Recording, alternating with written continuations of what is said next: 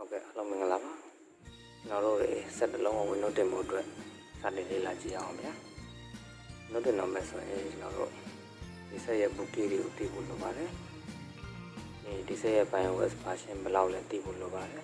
đi xe mà Paris đặt hàng lên ti bút lo bare đi nó nó rồi đặt hàng là Paris đặt hàng lên chỉ bút là TPC của tao mà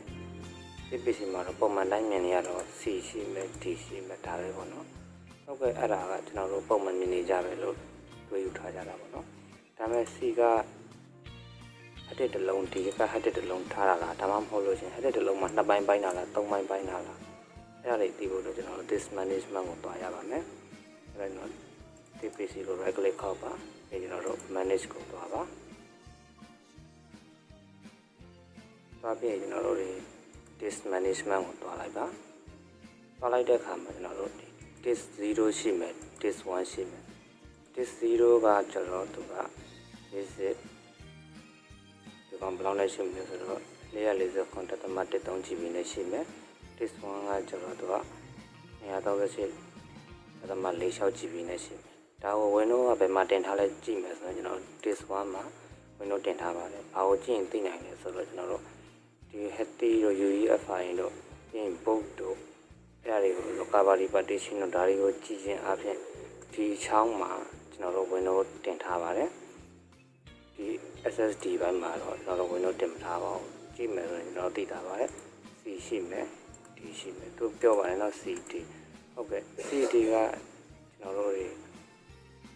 အလွယ်ပြောရရင်တော့ဒီတစ်ပိုင်းဒီတစ်ခုတည်းရှိရပါတော့ဒီတစ်ချောင်းထဲမှာကျွန်တော် CD EF GH IJK အများကြီးပိုင်းလို့ရတယ်လို့အဲ့လိုမျိုးပိုင်းညင်မှုဒီတစ်ပိုင်းနောက်တစ်ချောင်းမှာနောက်တစ်ခုအဲ့လိုမျိုးထားလို့ရပါတယ်ဒါကတော့သိကြသောနီလန်ပေါ့နော်ကြည့်ရမှာဆိုတော့ this 0 this 1ဒါဆိုတော့သိတာပါတယ်ဒါဆိုရင်တော့ဒါ hard disk နှလုံး SSD နှလုံးသိကြပြီဟုတ်ကဲ့အဲ့ဒါဆိုရင်ကျွန်တော်တို့ Windows တင်မယ် Windows ကဘယ်မှာတင်ထားလဲဆိုရင်ကျွန်တော်တို့ C ရှိတဲ့အပိုင်းပေါ့နော် this 1မှာတင်ထားတယ် this 0ကပါလဲဆိုတော့ D ဘိုင်းဖြစ်နေပါတယ်အဲ့ဒါကျွန်တော်တို့ Windows တင်မယ်ဆိုရင်အရင်ဆုံးမလိုအပ်တဲ့ hard disk ကိုဖြုတ်ပါဒီအပိုင်းကိုကျွန်တော်တို့ဖြုတ်ရပါမယ်ဟုတ်ကဲ့နော်ဒီကောင်ကိုပဲရှင်းdelete လုပ်မယ် delete လုပ်ပြီးတော့ဖြတ်မယ်ဖြတ်ပြီးတင်မယ်မလိုအပ်တဲ့ hard ကိုကျွန်တော်တို့ဖြုတ်ခဲ့လိုက်တော့မယ်โอเคဒီမှာဆက်သွားကြတာပေါ့ကျွန်တော်ဆက်ပိတ်ပြီးတော့ဖြုတ်လိုက်ပါမယ်โอเคအဲ့ဒါကျွန်တော်ဆက်လိုက်ပါမယ်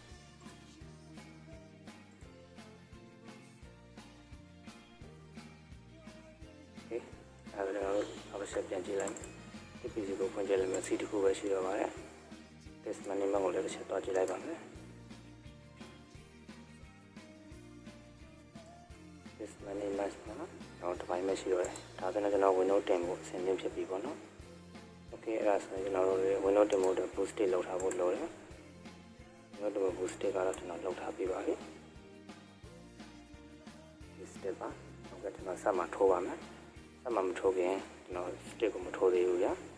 ဒီဆက်ရဲ့အကြောင်းတစ်ချက်လေ့လာကြည့်မယ်ဆက်ပြီးကျွန်တော်တို့ shutdown ချမယ်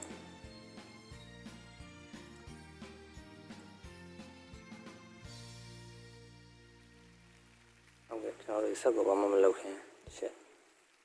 ဆက်ရဲ့ BIOS key နဲ့ boot key ကိုတီးဖို့လိုပါတယ်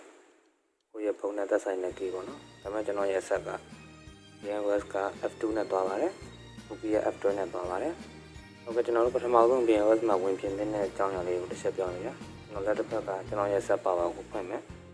ပြီးပြီးကျွန်တော်တို့ keyboard က F2 နှိပ်ထားလိုက်မယ်ဗျာBIOS ပုံဝင်လိုက်တဲ့သဘောပါအဲ့ဒါကျွန်တော်တို့ UEFI BIOS ကိုရောက်ပါပြီအဲ့ဒီမှာသူပြောထားတဲ့အတိုင်းပဲပေါ့နော်ကျွန်တော်တို့ advanced mode ကိုတစ်ချက်တွားကြည့်မယ်ဗျာ advanced mode မှာကျွန်တော်တို့ setting ကိုတွားမယ်နောက်တစ်ခုနဲ့တစ်ခုတော့မတူဘူးပေါ့ဗျာသူပုံနေတာနဲ့တူပေါ့ခုတစ်ချက်တွားကြည့်မယ်ဒါရတော့ပြင်ရမှာပေါ့ Facebook mode ပါတော့ဒါရတော့ပြင်ရပါတယ်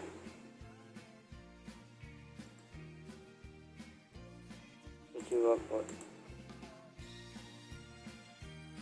နောက်ခေါ်ကြည့်ပါမယ်ဒီလိုကိုအနေဘက်က disable ဖြစ်ဖို့လိုပါတယ်ဒီလိုပုံမှန်ကျွန်တော် custom ဖြစ်ပါပြီဒါဆိုရင်ရပါတယ်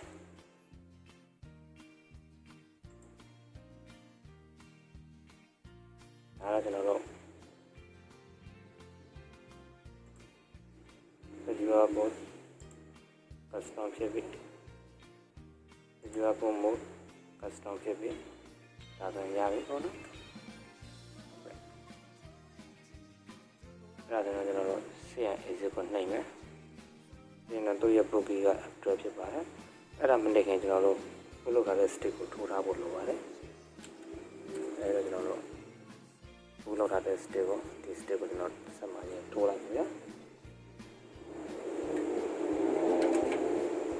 ဆက်မှထိုးလိုက်ပါပြီထိုးပြီးတော့ကျွန်တော်တို့ CN exit ကိုတွားလိုက်မယ်ဗျာနောက်ပြီးကျွန်တော် CN exit ကိုတွားမယ်ဒီသူ့ရဲ့ bookie က active ဖြစ်တဲ့အတွက် active ကိုကင်ထားလိုက်မယ်ဗျာ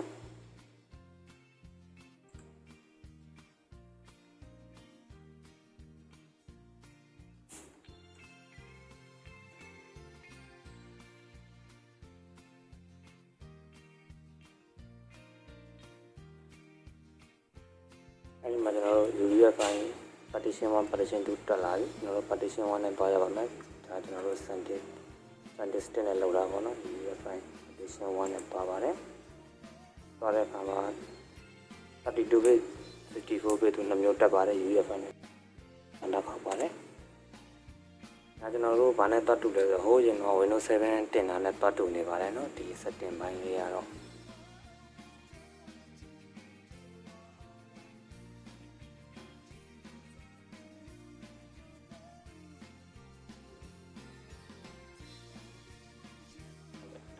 ကျွန်တော်တို့ step of protection အောင်မြင်ပါပြီ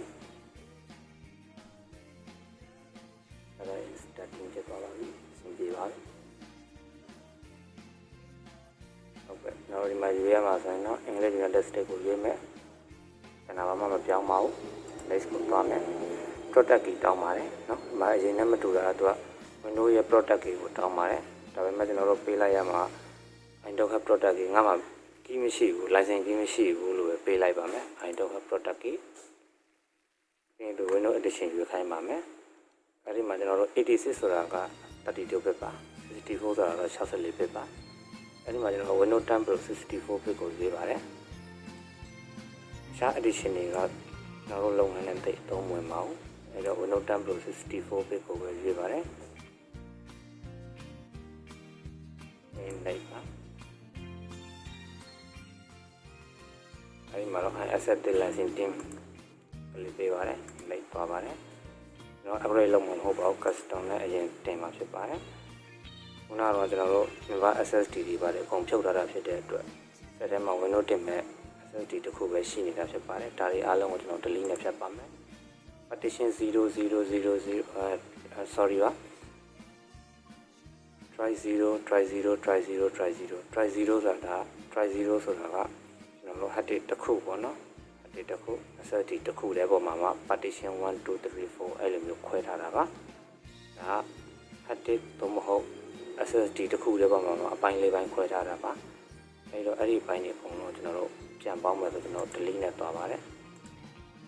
ဒီ on လုပ်ပိတ်တဲ့ဆိုရင်တော့ဒါစုပေါင်းတဲ့နေရာဖြစ်သွားပြီနောက်တစ်ခုကိုထပ်ပြီးတော့ကျွန်တော်ထပ်ပြီး delete ပါမယ် okay ပါနောက်ထပ် delete ပါမယ် okay ပါနောက်ထပ်ပြီး delete ပါမယ် okay ပါဒါဆိုတော့ကျွန်တော်တို့မူလ SSD တစ်လုံးပဲရှိပါတော့တယ်ဒီ SSD ပေါ်မှာကျွန်တော်တို့ Windows တင်နိုင်ဖို့အတွက် Windows partition table ကိုထပ်ခွဲပါမယ်ကျွန်တော်တို့ new ကိုသွားမယ်တခြားဘာမှမပြောင်းပါဘူး apply ကိုနှိပ်မယ် okay ကိုသွားမယ်ဒါဆိုရင်တော့ Windows နဲ့တင်တော်တဲ့ partition တစ်ပတ်တို့ပိုင်းသွားပါပြီဒါက C ပိုင်းမှာကျွန်တော်ကတော့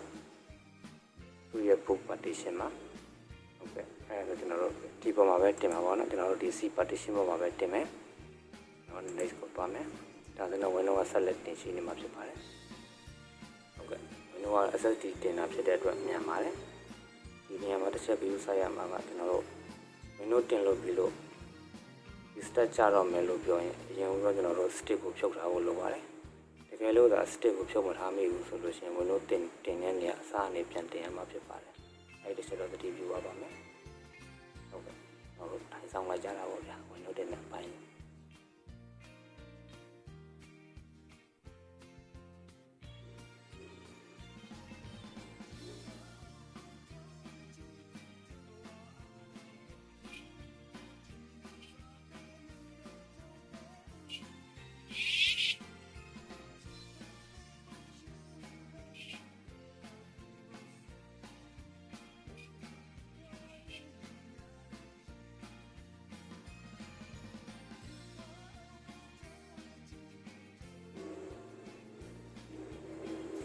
ဒါဆိုတော့ restart ကြတော့မှာပါ restart ကြတော့မှာဆိုကျွန်တော် restart now ကိုနှိပ်ပြီးတော့ stick ကိုဖြုတ်ရပါမယ်ဟုတ်ကဲ့ကျွန်တော် restart now ကိုနှိပ်ဖို့လက်မအားတဲ့အတွက်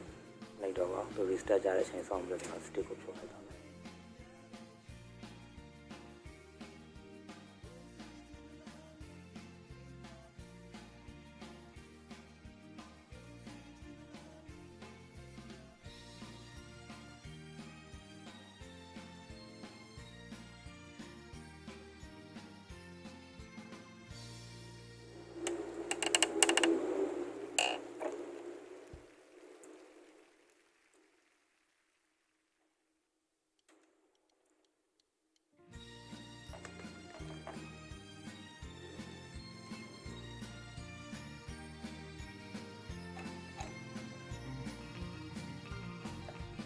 နောက်အဲ့လိုမျိုးတက်လာပြီဆိုရင်တော့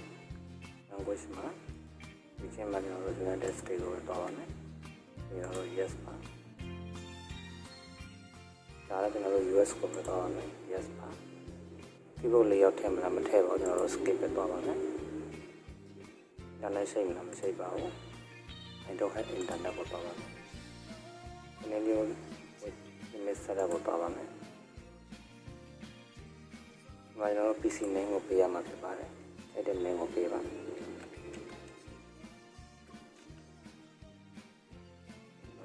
next ကိုတော့ပါမယ် password မထည့်ပါဘူး next ပါ this moment တော့ဒီဘက်က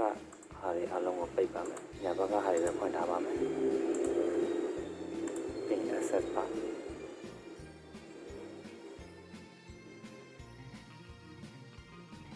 ဒါကြောင့်Windows login တက်ပါပြီ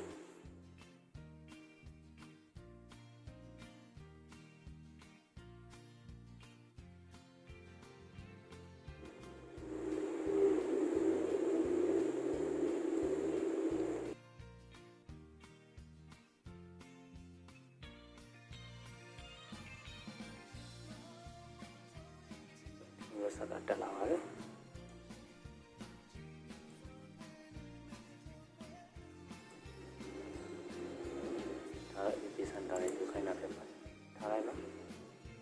install လုပ်ဖို့အတွက်လည်းကျွန်တော်တို့ Windows ကိုတစ်ချက်ပြန်ကြည့်ပါမယ်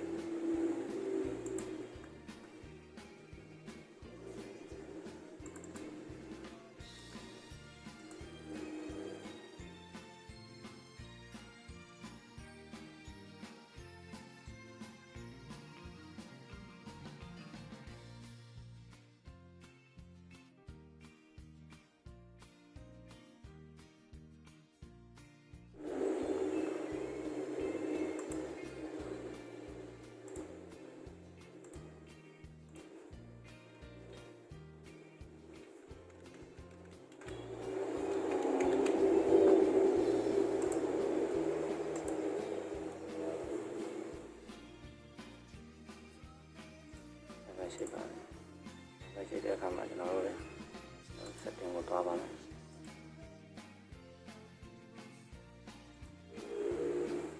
။ပြန်ရ security တစ်ချက်ဝင်ကြည့်ပါမယ်။ Software update ကိုတစ်ချက်နှိပ်ကြည့်ပါမယ်။တကယ်လို့ update ပြီးပြီဆိုရင် Windows က update ဖြစ်ပါပြီ။ Okay ဒီလိုမျိုးဆိုရင်တော့update တက်လာပြီပေါ့နော် driver တွေကစတင်မှာတင်ပါပါပြီကျွန်တော် update လည်းရတော့မယ်ပေါ့နော်